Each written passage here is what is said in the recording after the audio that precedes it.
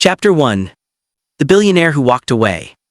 The city glittered beneath the evening sky like a field of scattered diamonds. From the floor-to-ceiling windows of the tallest tower in downtown Manhattan, Victor Sterling stood silently, his hands clasped behind his back as he looked out over the skyline he had helped shape. Far below, traffic flowed through the streets like streams of light. Helicopters crossed the horizon. Corporate logos illuminated the night.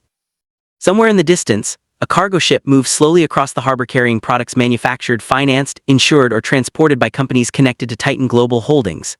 Victor Sterling owned a piece of all of it. For over 40 years, he had built one of the most powerful business empires on Earth. His journey had become the stuff of legend. Financial magazines called him the architect of modern industry. Business schools taught courses about his leadership. World leaders sought his advice. Investors watched his every move. And whenever Victor Sterling entered a room, conversations stopped, people listened, people obeyed, people admired, some even feared him. At 72 years old, Victor had achieved what millions dreamed about but almost nobody accomplished. He had conquered the business world. Yet standing alone in his executive office on the top floor of Titan Tower, Victor felt something he never expected to feel: empty. The feeling had started years ago. At first, it was easy to ignore. He blamed exhaustion, then stress, then age, but the feeling never disappeared. Instead, it grew stronger with every passing year. Every major acquisition, every successful negotiation, every record-breaking quarter. Each victory brought less satisfaction than the one before. And now, as he stared out over the city, Victor finally admitted the truth to himself. He was no longer happy. A soft knock interrupted his thoughts. "Come in." Door opened and his longtime assistant Margaret Collins stepped inside. She had worked alongside Victor for nearly 25 years and knew him better than almost anyone. Margaret carried a folder in one hand and a tablet in the other. "Your Tokyo conference begins in 15 minutes, she said. Victor nodded. "Anything else?" Margaret hesitated. "There was a call from your daughter." Victor turned. "Emily?" "Yes." A strange expression crossed Margaret's face. "She asked if you'd be attending Noah's school performance tomorrow." Room became quiet. Victor looked away. The answer was obvious. Tomorrow he was scheduled to fly to Singapore for a murder discussion worth several $billion. A meeting that had been planned for months. A meeting only he could attend. A meeting that would dominate international business headlines. And because of that meeting, he would miss another important moment in his grandson's life, just as he had missed so many before. Margaret already knew the answer. Still, she waited. Victor slowly lowered his eyes. "No," he said quietly. Margaret nodded. "I'll let her know." She turned toward the door. "Margaret." She stopped. "Yes, sir." Victor looked older than usual. "Many school events have I missed?" Margaret seemed surprised by the question. "I couldn't say exactly." "Estimate?" She thought for a moment. "Over the years." Victor nodded. Margaret lowered her gaze. "Probably dozens." Answer struck harder than Victor expected. Dozens, not one. Not 2 dozens. Birthdays, recitals, graduations, soccer games, family vacations, holiday gatherings, all sacrificed in the name of business, all postponed for another deal, another meeting, another expansion, another opportunity. And now those years were gone. Margaret quietly left the office. Victor remained standing by the window, alone. For the first time in a long time, he wasn't thinking about profits. He wasn't thinking about markets. He wasn't thinking about competitors. He was thinking about a little boy named Noah, a boy who adored him, a boy who always asked when Grandpa would visit, a boy who was slowly growing up without him. The next evening, Victor sat inside the private cabin of his corporate jet. The aircraft cruised high above the Pacific Ocean. A team of executives occupied seats nearby, reviewing documents and discussing projections. Normally, Victor would have led the conversation. Tonight, he barely heard it. His attention remained fixed on his phone. A message had arrived from Emily. Attached was a short video. Victor pressed play. The recording showed a brightly lit school auditorium. Children stood on stage wearing costumes. Parents filled the audience. The camera zoomed toward a smiling boy standing proudly in the front row. Noah, Victor's grandson. The performance began. Noah looked nervous at first, then confident, then excited. As the children sang, Noah's eyes repeatedly searched the audience, looking for someone, looking for a familiar face, looking for his grandfather. Victor knew exactly what the boy was doing. His chest tight. The song ended. The audience applauded. The camera shook as Emily stood. Then Noah spoke. His voice was clear despite the noise. "Mom?" "Yes, sweetheart." "Grandpa couldn't come again?" The question pierced Victor's heart. Emily hesitated. "No, honey." A pause. Then Noah smiled sadly. "It's okay." 3 simple words. It's okay. But Victor knew it wasn't okay. Children often said those words when they were disappointed, when they didn't want others to feel guilty. When they were trying to be brave. Victor watched Noah wave toward the audience, a wave intended for him, a wave he never saw in person. The video ended. For a long moment, Victor stared at the blank screen. Nobody in the cabin spoke. The executives had noticed his expression. They sensed something was wrong. Finally, Victor placed the phone on the table. He closed his eyes. And for the first time in decades, Victor Sterling felt tears gathering in the corners of his eyes. A week later, Victor attended a charity gala in London.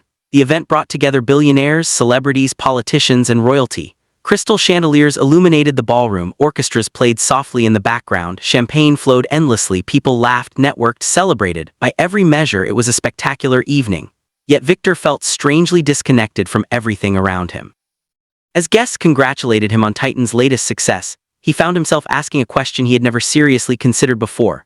What was all this for? Another award, another recognition, another headline? He already possessed more wealth than he could spend in 10 lifetimes. His grandchildren's grandchildren would never need to work. His companies generated billions annually.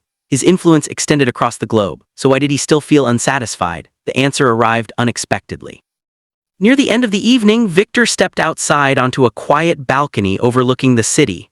An elderly man stood there alone. Unlike the other guests, he wore no designer suit, no expensive watch, no symbols of status. He appeared calm, peaceful. Content. The man recognized Victor immediately. Victor Sterling. Victor nodded politely. The stranger smiled. Congratulations. For what? The old man chuckled. For climbing the mountain. Victor frowned. The response made little sense. The stranger continued. You spent your entire life climbing higher than everyone else. Victor studied him carefully, and the man looked out toward the city lights. What did you find at the top? Victor opened his mouth and stopped because he didn't know. The stranger smiled knowingly. That's what I thought. Silence followed. Then the old man asked a question Victor would never forget. When was the last time you were truly happy? Not proud, not successful, not respected, happy. Victor searched his memory. Months passed, then years. The answer shocked him. The last memory that came to mind wasn't a business triumph. It wasn't a corporate achievement. It wasn't a financial victory. It was a summer afternoon nearly 10 years earlier. He had spent the day fishing with Noah. No phones, no meetings, no schedules. Just a grandfather and grandson sitting beside a lake, laughing, talking, living. The memory felt brighter than every corporate success combined. Victor looked back toward the stranger.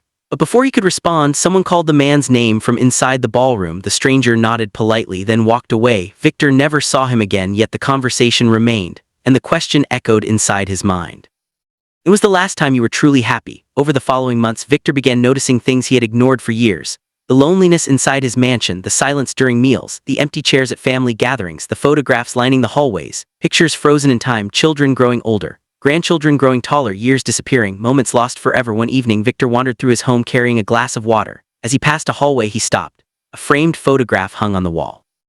It showed Noah at age 6. The boy sat on Victor's shoulders during a family picnic. Both were smiling. Both looked genuinely happy. Victor stared at the picture for several minutes. Then he noticed something else. The date. The photograph had been taken 7 years earlier. 7 years. Where had those years gone? How many memories had he missed since then? How many opportunities had vanished? How many times had Noah asked about him? The realization hit him like a freight train. Money could buy almost anything, but it could never buy back lost time. Not one day, not 1 hour, not 1 second. Victor slowly sat down. For the first time in his life, the billionaire felt poor. The decision came 6 months later. It happened during a board meeting. Titan Global Holdings was preparing for its largest acquisition ever. Lawyers filled the conference room. Financial experts reviewed documents. Executives celebrated what would become another historic achievement.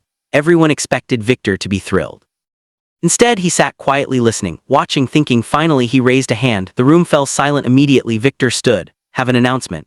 Executives exchanged curious glances. Victor took a deep breath and said words nobody expected. Retiring. Silence, absolute silence, the kind that makes people wonder if they heard correctly. One executive laughed nervously, assuming it was a joke. Nobody else laughed. Victor's expression remained serious. A board member leaned forward.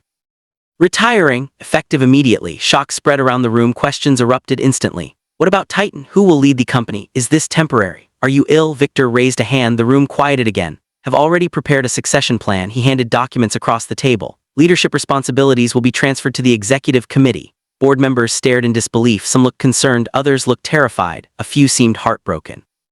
Titan Global Holdings and Victor Sterling had become inseparable. The idea of one existing without the other seemed impossible, yet Victor had made his choice. And for the first time in years, he felt certain about something that had nothing to do with business. News of Victor's retirement exploded across the world. Financial networks interrupted programming. Newspapers published special editions. Analysts speculated endlessly. Some claimed he was secretly ill. Others suspected political ambitions. Conspiracy theories flooded the internet. Nobody knew the truth. The truth was surprisingly simple. Victor Sterling was tired of missing life, and he intended to make up for lost time. Reporters waited outside his mansion. Journalists chased every lead. Investors demanded answers. Victor ignored them all. Then one morning he disappeared. Not dramatically, not secretly. He simply left. No interviews, no farewell tour, no final speech. One day he was everywhere. The next day he was gone. The world searched for him, but nobody looked in the right place. Because nobody imagined a billionaire would choose the life Victor was about to live. Several months later, in a quiet town hundreds of miles away, a new janitor reported for work at a community learning center. He wore simple clothes, work boots, a faded baseball cap. Nothing about him suggested wealth. Nothing about him hinted at power. Nothing revealed that he had once controlled a global empire.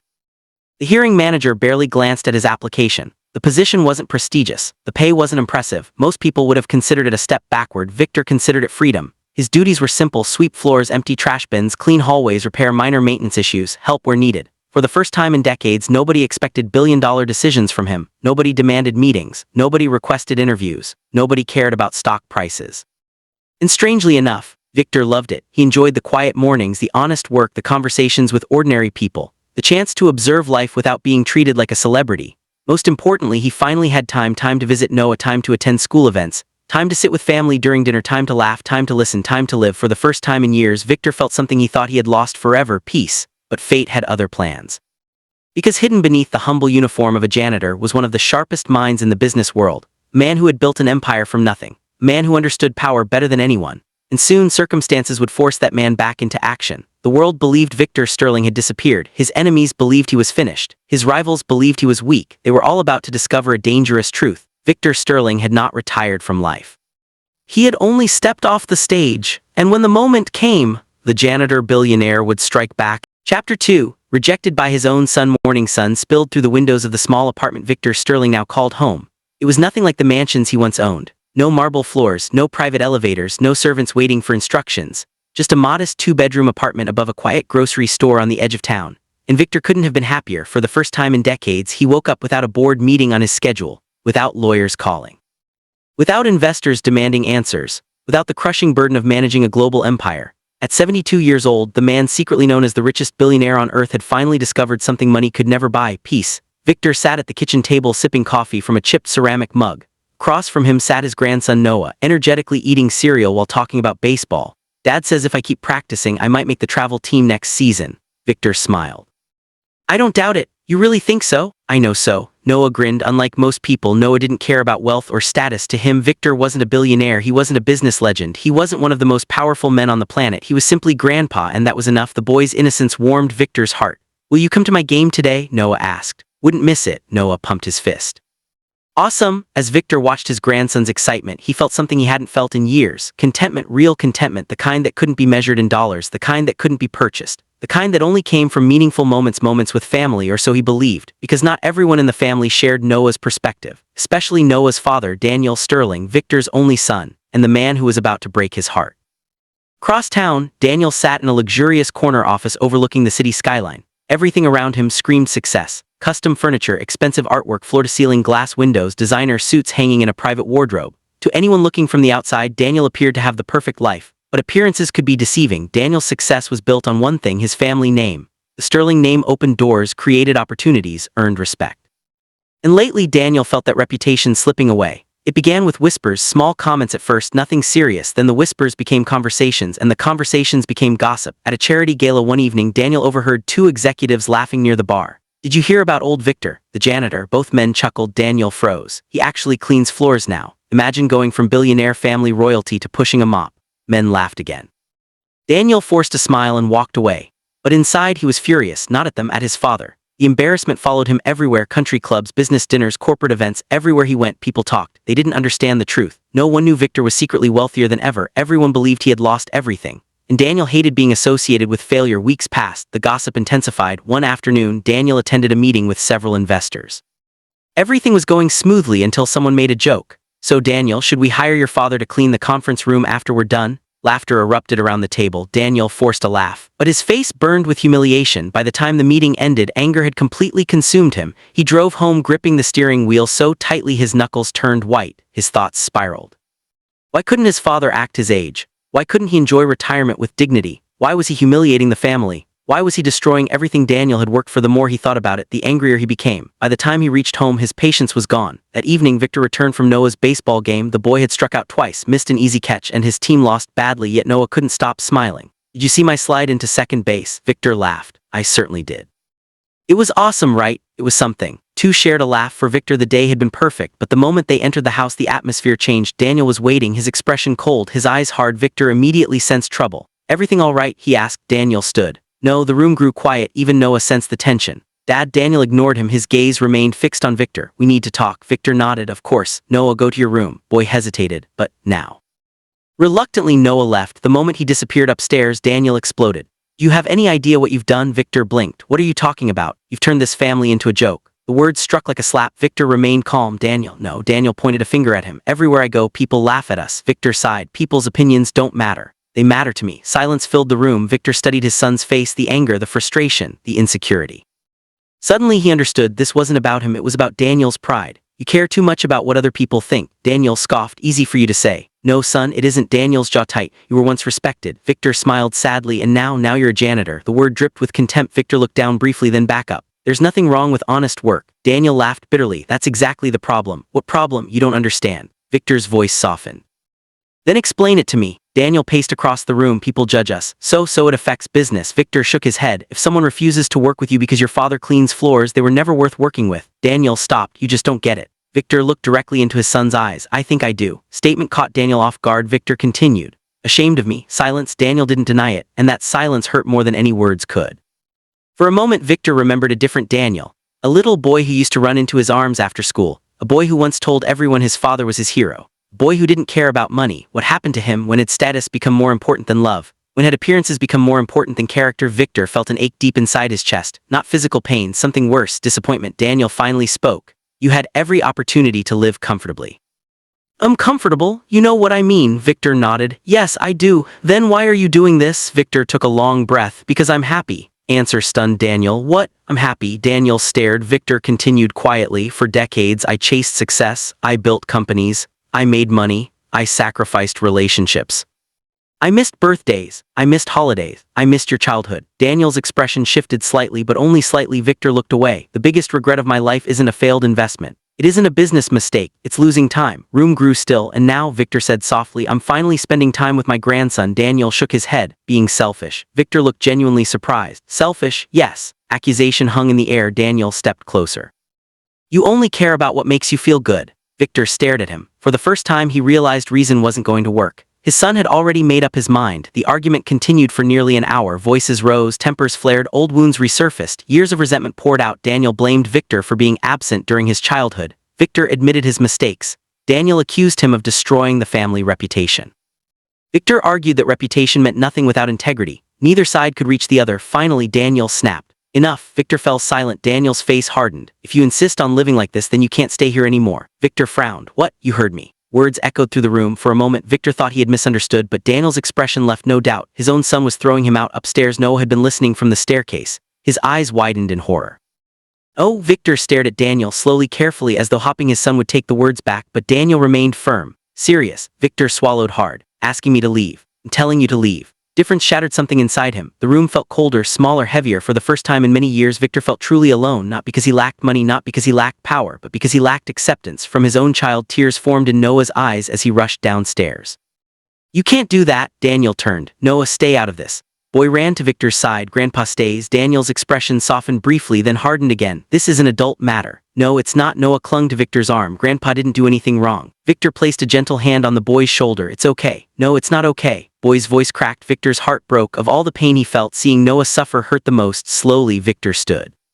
Then he looked at his son one final time. Forgive you. Daniel blinked. The response wasn't what he expected. Victor continued. One day you'll understand. Without another word, he walked upstairs. Minutes later, he returned carrying a small duffel bag. Everything he owned fit inside: a few clothes, a few books, a few personal items, nothing more. The world's richest man stood there carrying less than most college students. And still, Daniel didn't know the truth. Victor could have revealed everything.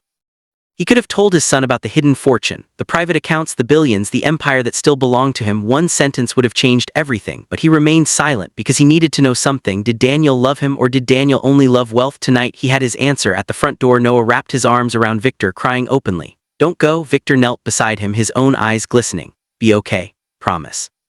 When will I see you again? Victor smiled sadly. Soon. He hoped it was true. Then he stepped outside. The door closed behind him, and for the first time in his entire life, Victor Sterling was homeless. No mansion, no apartment, no place to sleep, only a duffel bag and a broken heart. As darkness settled over the city, he walked alone beneath the streetlights, unnoticed, forgot, rejected. What neither Daniel nor anyone else realized was that they had just cast out a man whose hidden fortune could buy entire countries. A man whose influence reached every corner of the globe. A man who had chosen humility over power. But humility had limits, and fate was already beginning to move. Because while Victor walked into the darkness, powerful people were searching for him. People who knew exactly who he was, people who would soon uncover the shocking truth. And when they did, Daniel Sterling's world would never be the same again. End of Chapter 2. Next chapter. The homeless stranger who saved a CEO. Victor spends his first night on the streets, unaware that a chance encounter with a desperate businesswoman will trigger a chain of events that begins exposing his true identity and sets the stage for the billionaire's extraordinary comeback. Chapter 3: The Woman Who Showed Kindness. The rain began just after sunset. At first, it was nothing more than a gentle drizzle tapping against windows and rooftops. People hurried through the streets with umbrellas raised overhead, confident they would reach home before the weather worsened. They were wrong. Within an hour, dark clouds swallowed the city skyline, thunder rolled across the heavens like distant cannon fire, lightning split the sky into jagged streaks of white. The wind howled through the streets, sending newspapers and debris tumbling through the air. What had started as ordinary rain quickly transformed into one of the most violent storms the city had seen all year. Cars crawled through flooded intersections, store owners rushed to close their doors, pedestrians searched desperately for shelter, and among them was a man nobody noticed, Victor Hale, the former billionaire, the founder of one of the largest business empires in the country. A man who had once traveled in private jets and attended meetings in glass towers overlooking entire cities. Now he sat alone at a bus stop, soaked, cold, exhausted, invisible. Water dripped from the brim of his worn cap. His janitor uniform clung to his thin frame. His shoes were saturated, making every step uncomfortable. The bus he had been waiting for was delayed because of the storm. The next one might not arrive for another hour. Victor lowered himself onto the metal bench beneath the small shelter and stared at the sheets of rain pouring from the sky. The city lights blurred through the water. Everything looked distant, unreachable. For a long moment, he simply sat there listening to the storm. The sound reminded him of another rainy night many years earlier, a night when he was still building his company. Back then he had worked 18-hour days, he had sacrificed sleep, missed holidays, ignored birthdays, skipped family gatherings. All because he believed success would solve every problem. And eventually it had, or so he thought. He became rich, powerful, respected. People lined up to shake his hand, investors praised his vision, business magazines called him a genius. Yet the moment he lost his fortune, most of those people vanished. The phone stopped ringing, the invitations stopped coming, the smiles disappeared. Victor had learned a painful truth. Many people loved his money, very few loved him. Thunder cracked overhead. Victor sighed. The cold wind pushed rain beneath the shelter.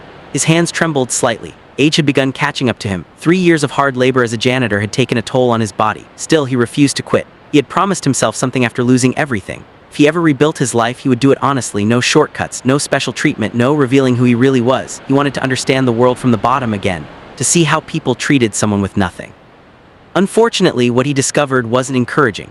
Most people looked past him, some looked down on him, others treated him as if he didn't exist. A few were openly cruel, but tonight would change everything, because fate had other plans. Across the street, a young woman stepped out of a small bookstore carrying a paper bag. Her name was Sophia Bennett, 28 years old, hardworking, kind-hearted, and completely unaware that her life was about to intersect with Victor Hale's.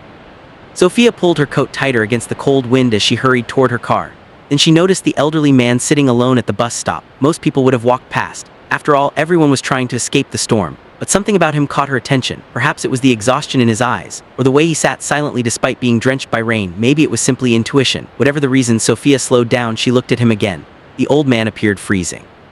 His clothes were soaked. His shoulders slumped with fatigue, and although he tried to hide it, she could see he was struggling. Sophia hesitated, then she turned around without fully understanding why she crossed the street. Victor noticed someone approaching. He looked up. A young woman stood before him holding an umbrella. "Sir," she said gently. Victor blinked. "Yes, are you okay?" The question surprised him. Most strangers never asked, they never cared. Yet this woman genuinely seemed concerned. Victor forced a small smile. "Be fine." Sophia wasn't convinced. "You don't look fine." Victor chuckled softly. "That's because I'm old," she said. "You look exhausted." Honesty in her voice made him smile. For a moment neither spoke. Rain hammered against the shelter roof. Cars splashed through flooded streets. Finally Sophia asked, "Do you have somewhere to go?" Victor glanced toward the road. "Bus should come eventually." Sophia followed his gaze. The empty street offered little hope. "The buses are delayed because of the storm." "I know. You'll wait here?" "Waited longer." Sophia frowned. Something about that answer made her heart ache. She thought of her father. He had passed away years earlier. Victor's tired eyes reminded her of him, not physically but emotionally. The same quiet dignity, the same stubborn determination, the same unwillingness to ask anyone for help. Sophia looked at the storm, then back at Victor. A decision formed instantly. "Come with me." Victor raised an eyebrow. "What? My mother and I live nearby." Victor immediately shook his head. "No, I couldn't impose. You wouldn't." "Be fine." Sophia folded her arms. "You keep saying that, because it's true." She smiled. "And I keep not believing you." Victor laughed for the first time all day. It was a warm, genuine laugh. Sophia noticed. "You're smiling already." Victor shook his head. "You don't even know me." "I know enough." "You don't." Sophia shrugged. "I know you're cold." Victor remained silent. "Know you're soaked." Still silent. "And I know nobody should be sitting alone in a storm like this." Victor looked away. The words touched him more deeply than she realized. For years he had been surrounded by people who measured worth through wealth. Yet this young woman saw only a fellow human being in need, nothing more, nothing less. Sophia spoke again. "Please." Victor stared at the rain. Something inside him softened. Eventually he nodded. "All right." Sophia smiled. "Good." Together they walked toward her car. Neither realized that this simple decision would alter both of their lives forever. Sophia's home sat in a quiet neighborhood on the edge of the city. It wasn't large, it wasn't luxurious, but it felt warm, the kind of place where laughter lived in the walls, the kind of place where people actually cared about one another. As they entered, the smell of homemade soup filled the air. Sophia's mother looked up from the kitchen, back early. Then she noticed Victor. Her expression changed instantly, not to suspicion, not to judgment, but concern. "Oh dear," Sophia explained what had happened. Without hesitation, her mother stepped forward. "Welcome." Victor felt awkward. "You don't have to do this." "Nonsense," she replied. "Anyone caught in weather like this deserves a warm meal." Victor was speechless. Over the years, he had attended banquets costing tens of thousands of dollars. He had dined with politicians, celebrities, executives. Yet somehow this simple welcome felt more sincere than all those expensive gatherings combined. Sophia's mother handed him a towel. "Let's get you dry." The first time in a very long while, Victor felt something unfamiliar, comfort. That evening they shared dinner together. The meal was simple: vegetable soup, fresh bread, tea, nothing extravagant, yet Victor enjoyed every bite. The conversation flowed naturally. Sophia talked about her work at a local community center.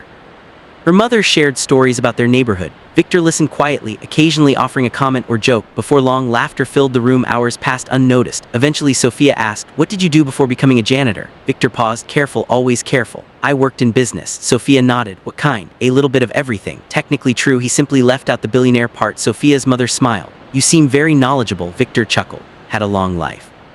That answer satisfied them. Neither pressed further, neither cared about titles, neither demanded credentials. They accepted him exactly as he was, and that meant more than they could possibly know. The next morning the storm had passed. Sunlight streamed through the windows. Victor prepared to leave before he could. Sophia handed him a container. "Lunch?" Victor stared at it. "Packed me lunch?" "Of course." "You didn't need to." "I know." Again, the simple kindness left him speechless. As he walked to work that day, he couldn't stop thinking about them. The warmth, the generosity, the sincerity. It felt different from anything he had experienced in years. Very different. Days became weeks. Weeks became months. Victor continued working as a janitor. Sophia continued helping her community.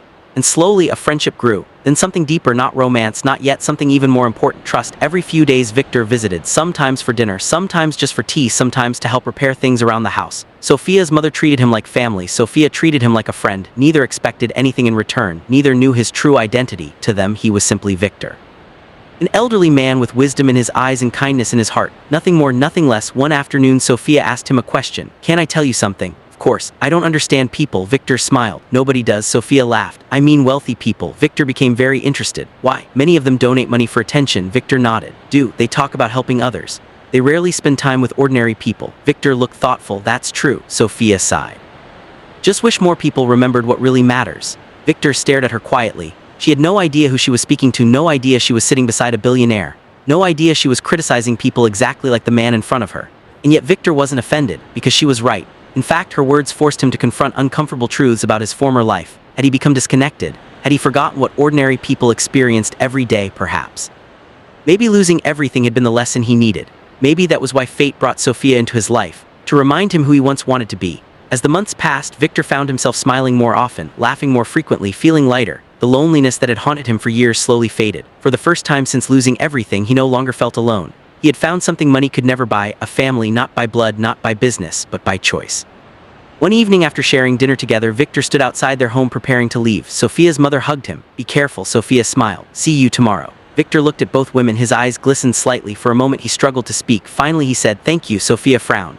"What?" Victor looked at the warm light glowing through the windows, at the home that had welcomed a stranger without question, at the people who had offered kindness when he had nothing to give. And he answered honestly, "Reminding me there are still good people in this world." Sophia smiled. "That's easy." Victor raised an eyebrow. "You're one of them." Victor felt emotion rise in his chest. If only she knew, if only she understood how much those words meant, because after years of betrayal, after years of loneliness, after years of being valued only for his wealth, a young woman and her mother had given him something priceless. They had seen the man behind the clothes, the person behind the job title, the human being beneath the surface. And for the first time in many years, Victor Hale felt like he belonged somewhere. But neither Sophia nor her mother knew the truth. They didn't know that the quiet janitor they welcomed into their lives was secretly one of the richest men in the country. They didn't know that powerful enemies were still searching for him. They didn't know that a storm far greater than the one that had brought him to their doorstep was rapidly approaching. And when that storm arrived, everything would change. Chapter 4. Humiliation. At the gala, the city glittered beneath the night sky like a sea of diamonds. Luxury cars lined the entrance of the Grand Monarch Hotel, one of the most prestigious venues in the country. Crystal chandeliers illuminated the massive ballroom inside, while politicians, business tycoons, celebrities, and social elites mingled beneath ceilings painted with gold and silver accents. It was the annual Hope Foundation Charity Gala, an event attended only by the most influential figures in society. Invitations were nearly impossible to obtain. Every guest present possessed either enormous wealth, tremendous power, or both. And tonight Sophia Hartley was among them. Standing near the ballroom entrance in an elegant emerald evening gown, Sophia attracted attention wherever she went. Her grace, intelligence, and beauty made her one of the most admired women in the city. Yet despite the admiration surrounding her, her thoughts remained focused on only one person, Victor. Earlier that afternoon she had called him personally.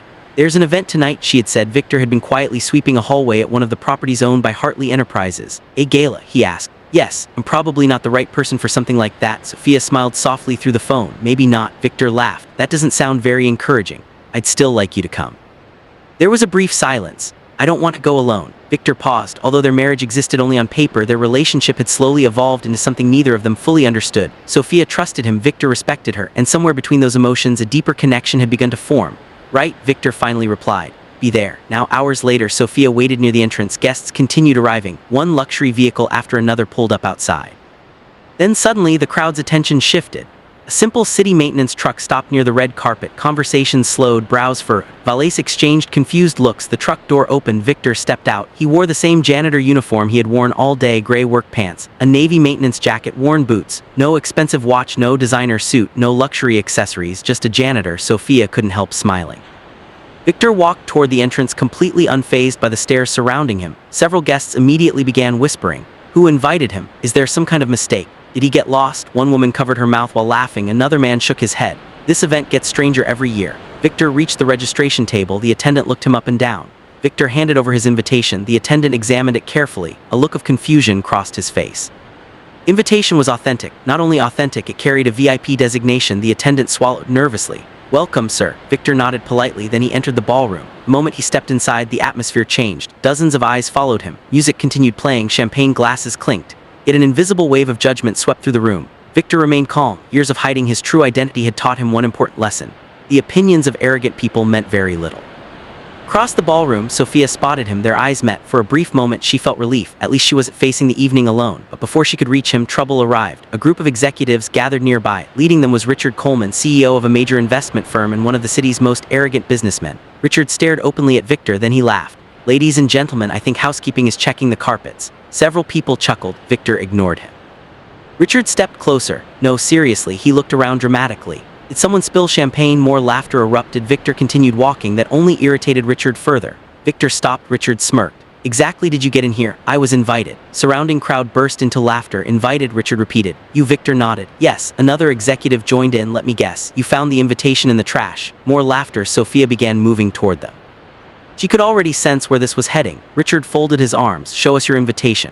Victor calmly handed it over. Richard examined the card. His expression changed for a split second. The invitation looked genuine, but his pride wouldn't allow him to admit it. "It's fake." Victor raised an eyebrow. "Is it?" "Obviously." Richard handed it to another executive. The man nodded immediately. "Definitely fake." Neither of them had any evidence, but they didn't need evidence. They had already judged him based on his appearance, and in their world, appearances determined everything. The crowd began gathering around. More guests joined the spectacle. Some recorded videos using their phones. Others watched with amusement. A public humiliation was proving more entertaining than the charity event itself. Richard signaled towards security. 2 guards approached. "Escort him out." Victor looked at the guards, then at Richard. "On what grounds?" Richard smiled. Accusation echoed through the ballroom. Several guests gasped dramatically. Others nodded in approval. Victor remained perfectly calm. The guards hesitated. Something about him didn't seem nervous. Most people falsely accused of trespassing would panic. Victor simply stood there, relaxed, confident, almost amused. Richard noticed. His irritation deepened. "Why are you smiling?" Victor answered honestly. "Because this is predictable." Comment triggered more laughter. Richard shook his head. "You really don't know your place, do you?" Victor looked around the room, then he spoke quietly. "Know my place better than anyone here." Statement confused everyone, including Sophia, because Victor's tone carried a strange certainty, as if he knew something they didn't. As if he belonged somewhere far above them all. Richard scoffed. "A janitor thinks he's important." The crowd laughed again. One woman shouted, "Maybe he's secretly a billionaire." Ballroom exploded with laughter. Victor merely smiled. If only they knew. For years he had concealed the truth, not because he feared judgment, but because he wanted to understand people. He wanted to know who respected others based on character rather than status. Tonight the answer stood clearly before him. Very few. Richard stepped closer. "You know what your problem is?" Victor remained silent. "You forgot who you are." Executive pointed toward the exit. A janitor, nothing more. Insult hung heavily in the air. Sophia finally reached the group. That's enough. Everyone turned. Richard smiled. Sophia, she stood beside Victor. Her expression was icy. Made your point. Richard shrugged. Protecting the event. Humiliating someone. Richard laughed. Someone, he pointed at Victor. He's a maintenance worker. Statement ignited another wave of laughter. Sophia looked around the room. Disappointment filled her eyes. Many of these people claimed to support charity. They donated millions publicly. They spoke endlessly about compassion and kindness. Yet the moment they encountered someone they believed to be beneath them, they revealed their true nature. Sophia took a deep breath and she spoke. He's my guest. Richard smirked. Why? The question echoed through the ballroom. Why would a woman like Sophia Hartley associate with someone like Victor? Why would she risk her reputation? Why would she defend him? Everyone waited. Sophia glanced at Victor. Their eyes met. For a brief second, neither spoke. Then she made a decision that shocked the entire room. She stepped closer to Victor, then stood directly beside him, shoulder to shoulder like partners, like equals. Richard frowned. Sophia, her voice rang clearly throughout the ballroom. Because he's my husband. Silence, instant. Absolute. The music seemed to disappear. The laughter vanished. Hundreds of eyes widened simultaneously. No one moved, no one breathed, no one spoke. The words echoed repeatedly inside their minds. My husband, my husband, my husband. Richard stared at her. He had misheard. Didn't hesitate. You heard me. Ballroom erupted into chaos. What? She's married. To him. Impossible. Guests began talking over one another. Shock spread faster than wildfire. Some refused to believe it. Others demanded explanations. Several women looked horrified. A few men appeared genuinely offended. Richard shook his head repeatedly. No. Chance. Sophia crossed her arms. Believe whatever you want. Executive laughed nervously. This has to be some kind of joke.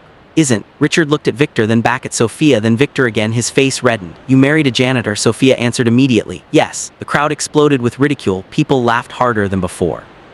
But this time the mockery targeted both of them. She's lost her mind. What a waste. Imagine throwing away your future. How embarrassing. Sophia heard every word, yet she never stepped away from Victor, not even once. Victor looked at her quietly. He understood exactly what she was doing. She was sacrificing her own social standing to protect him. Most people would have walked away. Sophia stood firm. That meant more to him than she realized. Richard regained his confidence. Fine. If that's your husband, then both of you should leave. Crowd nodded. Sophia's eyes narrowed. We were invited. Richard laughed. Anymore. Several executives moved beside him, united by arrogance, united by prejudice, united by the certainty that wealth made them superior. They had no idea whom they were challenging, no idea who stood before them, no idea that the man they mocked controlled corporations larger than theirs, no idea that government sought his advice, no idea that his personal fortune exceeded the combined wealth of everyone in the ballroom. Victor could have ended the humiliation instantly. One phone call, one revelation, one sentence, the entire room would collapse into panic. But he remained silent, watching, observing, learning, because moments like this revealed people's true character. Sophia glanced toward him. Are you okay? Victor smiled gently. I'm fine, she frowned. How can you be fine? Victor looked around the ballroom at the laughing faces, the judgment. Arrogance, the cruelty, then he answered. Because people eventually reveal who they really are. Sophia didn't fully understand. But something in his eyes caught her attention. Confidence, not ordinary confidence, absolute certainty. As if the entire situation was beneath him. As if none of these powerful individuals posed even the slightest threat. Richard interrupted. Last chance. Leave. Victor turned toward him. The room grew quiet once more. For the first time all evening, Victor's expression became serious. Not angry, not emotional, simply serious, and somehow that was far more intimidating. You should be careful, Richard. Executive laughed, held his gaze, because some mistakes cannot be undone. A chill moved through the room. No one could explain why. The words sounded simple, yet they carried unexpected weight. Richard scoffed. Is that a threat? Victor smiled again. No, it's advice. Crowd laughed nervously, but several guests suddenly felt uncomfortable. Something wasn't right. Something about this janitor felt different. Too calm, too composed, too fearless. People with nothing to lose didn't behave this way. People hiding enormous power did, yet none of them could imagine the truth. The truth was beyond anything they would ever expect. As the ballroom continued buzzing with ridicule and gossip, Victor stood quietly beside Sophia. Neither of them moved, neither of them surrendered. And somewhere deep inside the shadows of the room, a powerful figure watched the entire confrontation unfold. The man had just arrived. Unlike the others, he recognized Victor immediately. The color drained from his face. His hands began trembling because he understood something the rest of the ballroom did not. The janitor standing before them wasn't an ordinary man. He wasn't poor, he wasn't powerless. And he certainly wasn't insignificant. The elites believed they were humiliating a janitor. In reality, they had just publicly insulted the most powerful billionaire on Earth. And very soon they were going to learn the truth. The hard way. Chapter 5. The billionaire strikes back. The city had not forgotten the gala. Neither had the people who attended it. For weeks, conversations about that unforgettable evening echoed through boardrooms, luxury penthouses, country clubs, and private jets. The night Sophia Sterling had humiliated the most powerful people in the city.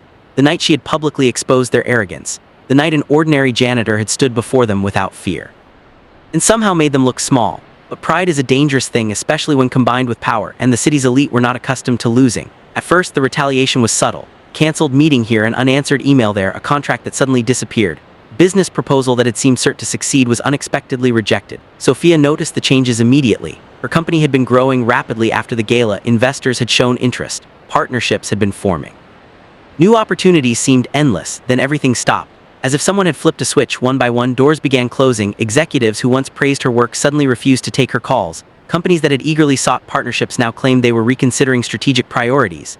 Investors who had promised support became strangely unavailable. The timing was too perfect to be a coincidence. Someone was orchestrating it, someone powerful, someone with influence.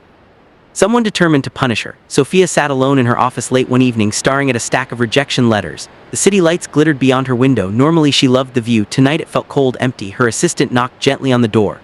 A young woman entered carrying a tablet. Her expression was troubled. There's something else. Sophia sighed. Another canceled deal. Worse. She handed over the tablet. Sophia's face tightened as she read online articles, social media posts. Anonymous accusations, rumors, lies, claims that she had manipulated investors. Claims that she had lied about her qualifications, claims that she had used unethical business practices. None of it was true, but truth rarely matters when enough people repeat a lie. Sophia felt her stomach sink. This is coordinated. I know, would do this. The assistant hesitated, then she answered quietly. Everyone you embarrassed at the gala. Realization hit hard. The businessmen, the politicians, the executives, the social elites, people who controlled newspapers, people who influenced banks. People who shaped public opinion. Individually they were powerful, together they were nearly unstoppable, or so they believed. Over the following weeks the attacks intensified. Business magazines published negative stories. Television commentators questioned her credibility. Industry insiders whispered behind closed doors. Former allies distanced themselves. Potential partners vanished. The pressure became relentless. Every morning brought new problems. Every afternoon brought another setback. Every evening brought another attack. Eventually, even Sophia's employees began to worry. They gathered in conference rooms. They discussed contingency plans. They wondered whether the company could survive. Fear spread throughout the organization. And for the first time in years, Sophia felt uncertain. One rainy evening, she returned home exhausted. The house was quiet, too quiet. She found Victor sitting in the living room, as always, calm, relaxed, reading a book. A cup of tea rested beside him. Outside, rain tapped softly against the windows. Victor looked up. He immediately recognized the exhaustion in her eyes. Tough day, Sophia laughed bitterly. Tough month. She dropped onto the couch. For a moment, neither spoke. Then she shook her head. I don't understand. Victor closed his book. What don't you understand? Why they're doing this? His expression remained calm. You challenge people who believe they're untouchable. I didn't do anything wrong. Then why are they trying to destroy me? Victor studied her carefully because he knew the answer, because he had seen it many times before. Power hates accountability, ego hates humiliation, and corrupt people fear exposure. Doing it because they can't. Sophia looked away. Maybe they're right. Victor raised an eyebrow. About what? Maybe I don't belong in their world. The words hung in the air. Victor's expression softened. For the first time in weeks, she looked defeated, not angry, not frustrated, defeated. And that bothered him more than anything. Victor set down his tea, then he stood. Without saying a word, he walked toward the window. Rain streamed down the glass. The city skyline glowed beyond the storm. For several moments he simply stared at it, then he smiled, a small smile, the kind that usually meant someone was about to regret something. Victor, what are you thinking? He turned toward her. I'm thinking. About what? About how patient I've been. Sophia frowned. I don't understand. Victor glanced at his watch, then he picked up his phone. Maybe it's time. For what? His smile widened. To remind people who built this city. That night, while most of the city slept, Victor made a few phone calls. Only a few. No shouting, no threats, no dramatic speeches, just conversations, short, professional, precise. Calls placed across continents. Calls answered immediately, calls that began with respect and ended with action. By sunrise, powerful people around the world had received instructions. Some were bankers, some were regulators, some were investors, some were intelligence analysts, others were executives who controlled trillions of dollars in assets. Every one of them owed Victor Sterling a favor, and Victor had finally decided to collect. The effects appeared almost immediately. At first nobody connected the events. A major corporation unexpectedly lost financing, then another, and another. Banks suddenly reconsidered long-standing relationships. Lines of credit disappeared. Loans were frozen. Auditors began asking uncomfortable questions. Stock prices wobbled. Executives grew nervous. Then came the investigations. Government agencies launched inquiries into financial misconduct. Tax records were examined. Corporate transactions were reviewed. Offshore accounts attracted attention. Old scandals resurfaced. Whistleblowers emerged. Documents appeared. Evidence accumulated. And panic spread inside private boardrooms. Emergency meetings were held. Executives demanded answers. Lawyers worked around the clock. Public relations teams scrambled to contain damage. But the problems kept multiplying. Every day brought another crisis. Every hour brought another revelation. Companies that had taken decades to build suddenly stood on the edge of collapse. Fortunes evaporated. Reputations crumbled. Empires trembled. The city's elite were terrified, not because they knew what was happening, but because they didn't. Nobody could identify the source. Nobody knew who was behind it. Nobody understood how so many powerful institutions had moved in perfect coordination. Rumors spread rapidly. Some blamed politicians, others blamed foreign investors, still others suspected rival corporations. But every theory eventually failed. The pattern was too precise, too organized, too powerful. There was only one certainty. Someone far above them was pulling the strings. Then came the announcement, a simple press release, only a few paragraphs long, yet it shook the financial world. Titan Global Holdings would hold a special shareholders meeting. Attendance was mandatory for senior leadership. International media were invited. Major investors were encouraged to attend. No explanation was provided. No agenda was revealed. Only a date, a time, and a location. Speculation exploded. Business news channels covered the story non-stop. Financial analysts debated possible reasons. Social media buzzed with theories. Was Titan planning an acquisition? A merger, a restructuring, a historic announcement? No one knew, yet everyone wanted answers, because Titan Global Holdings was no ordinary company. It was one of the most powerful corporations on Earth. Its influence stretched across continents. Its investments touched nearly every industry. And despite its enormous power, its mysterious founder had never appeared publicly, not once. For years, journalists had searched for him, failed. Investigators had tried to uncover his identity, failed. The founder was a ghost, a legend, a mystery, and now for the first time something unusual was happening. On the morning of the meeting, private jets landed continuously. Executives arrived from London. Investors flew in from Singapore. Media teams came from New York, Tokyo, Dubai, Paris, and Hong Kong.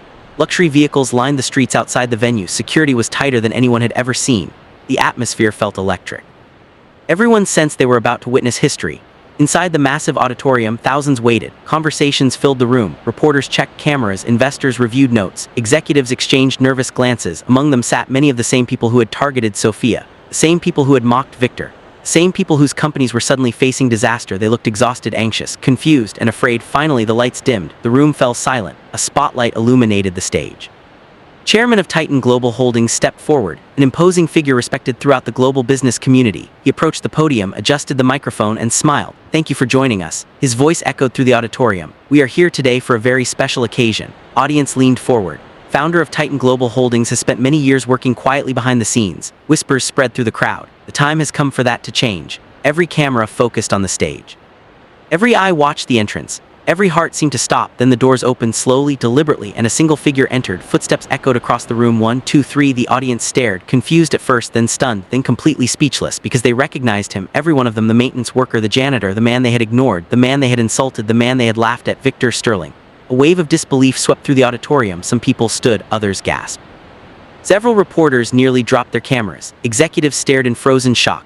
Faces turned pale, eyes widened, mouths hung open. No one could process what they were seeing. It was impossible. It couldn't be him. Could it? Victor walked calmly toward the stage. No arrogance, no anger, no need to impress anyone. The confidence of a man who had nothing to prove. The confidence of a man who already owned the room. The confidence of a man who owned far more than that. He reached center stage, turned toward the audience, and waited. The silence became deafening. Then the chairman stepped forward. His voice carried across the stunned crowd. "Ladies and gentlemen," he paused, allowing the moment to breathe, allowing reality to settle in, allowing fear to take root. Then he delivered the sentence that would change everything.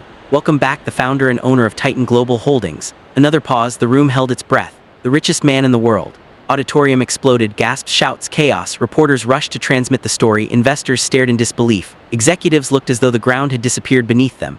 And among them sat the very people who had tried to destroy Sophia. Finally understanding, finally connecting the pieces, finally realizing who had struck back. The janitor they mocked, the man they called worthless, the billionaire they never saw coming. And as Victor looked across the sea of shocked faces, his eyes settled on them, not with hatred, not with rage, but with something far more terrifying, certainty, because this was not the end of the story. It was only the beginning of their reckoning. Chapter 6. Redemption and a new beginning. The city never slept. From the towering glass skyscrapers to the crowded streets below, millions of people continued their lives, unaware that one man's journey had reached its final turning point. Victor Sterling stood alone inside his private office at the top of Sterling Global headquarters. The lights of the city stretched endlessly beyond the windows. For years he had built an empire. For years he had accumulated wealth beyond imagination. And for years he had searched for something money could never buy: truth, loyalty, love. Now at last he had found them. But before he could embrace his future, there was one final task he needed to complete. Justice, not revenge, justice. The people who had targeted Sophia had believed they were untouchable. They thought their power would protect them. They thought their influence would silence anyone who challenged them. They were wrong. Victor had spent weeks gathering evidence. Every secret meeting, every illegal transaction, every act of corruption, every lie. Nothing escaped him. His team had worked around the clock. Lawyers, investigators, financial experts, cybersecurity specialists. Together they uncovered a web of deceit far larger than anyone imagined.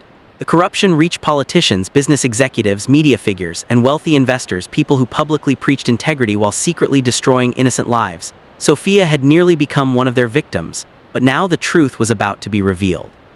The following morning, news networks across the world interrupted their regular programming. Breaking news alerts flashed across television screens. Social media platforms exploded with activity. Journalists scrambled for details. The story was impossible to ignore. An anonymous source had released thousands of documents exposing years of corruption among some of the nation's most powerful individuals. The evidence was overwhelming: emails, bank records, video footage, signed agreements. There was nowhere to hide. Within hours, investigations were launched. Arrests began. Government agencies moved quickly. The public watched in shock as powerful figures who once seemed invincible were led away in handcuffs. Their careers ended overnight. Their companies collapsed. Their reputations crumbled. The same people who had mocked Victor during his time as a janitor now faced consequences for their actions. The irony was impossible to miss. For years, they had judged others based on status, based on appearances, based on wealth. Now they stood exposed before the entire world. The truth had become their punishment. Meanwhile, Sophia sat quietly in her apartment watching the news. Every channel showed the same story. Every headline told the same tale: corruption exposed, criminal networks dismantled, justice served. As she listened, she realized something important. Victor could have destroyed these people long ago. With his wealth and influence, it would have been easy. But he hadn't. He waited. He gathered evidence. He followed the law. He chose accountability over revenge. That was the difference between power and character. And it was one of the reasons she admired him so deeply. Across the city, the reactions continued. Some people were angry, others were relieved, many were simply stunned. But among all those reactions, one stood out: regret. The people who had laughed at Victor now understood who he truly was. Messages flooded into his office: emails, phone calls, letters. Apologies arrived from every direction. Former colleagues begged for forgiveness. Business leaders requested meetings. People who once ignored him suddenly wanted his attention. Some even claimed they had always respected him. Victor read a few of the messages before setting them aside. The words felt empty, not because forgiveness was impossible, but because sincerity could not be measured through desperate apologies. Real remorse required action, not words. As he stared out the window once more, Victor reflected on everything that had happened: the disguises, the betrayal, the humiliation, the loneliness, and the painful realization that many people valued him only because of his money. For a long time, he had believed wealth was the answer. If he earned enough money, he thought happiness would follow. If he became successful enough, people would love him. If he built a powerful enough empire, he would never feel alone. But life had taught him a different lesson.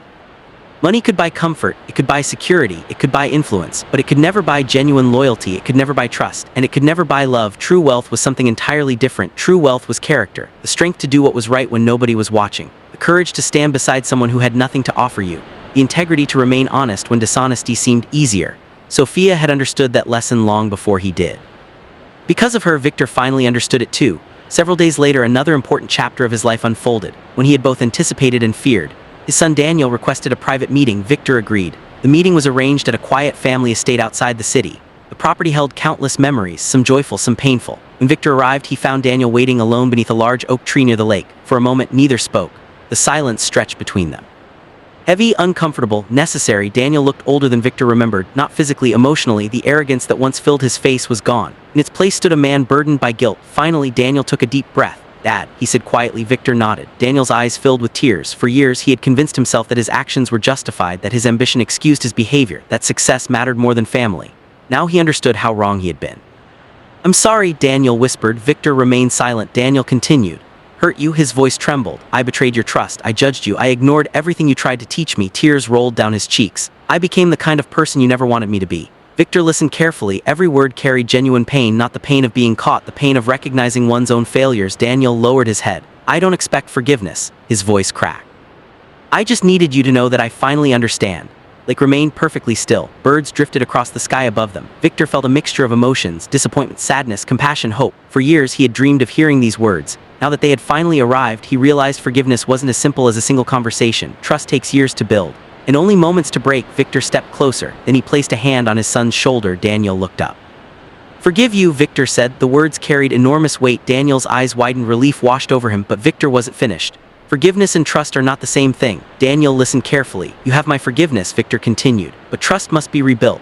Younger man nodded immediately. "I understand. It will take time. I know. It will require consistency." Daniel nodded again. "I know." Victor finally smiled, a small smile, but a real one. "Then start today." The first time in years, father and son embraced. The moment wasn't perfect. It didn't erase the past, but it marked the beginning of something new. Healing, and sometimes healing was more powerful than perfection. As weeks passed, Daniel worked tirelessly to prove he had changed. He repaired damaged relationships. He accepted responsibility. He stopped chasing appearances and started focusing on values. The process was difficult, but meaningful growth always is. Slowly, Victor began to see the son he had once hoped Daniel would become, not a billionaire, not a powerful executive. A good man, and that mattered far more. One evening, after a particularly busy day, Victor received a message from Sophia, just 3 words, "Meet me upstairs." He smiled immediately. Sophia worked in a neighboring building. The message included a rooftop location overlooking the city skyline. As the sun began to set, Victor made his way there. The elevator doors opened. A gentle breeze greeted him. The city stretched before them in every direction. Golden light reflected off glass towers. Cars moved like streams of light below. The sky glowed with shades of orange and purple. Sophia stood near the edge watching the sunset. She turned as he approached. A smile appeared on her face.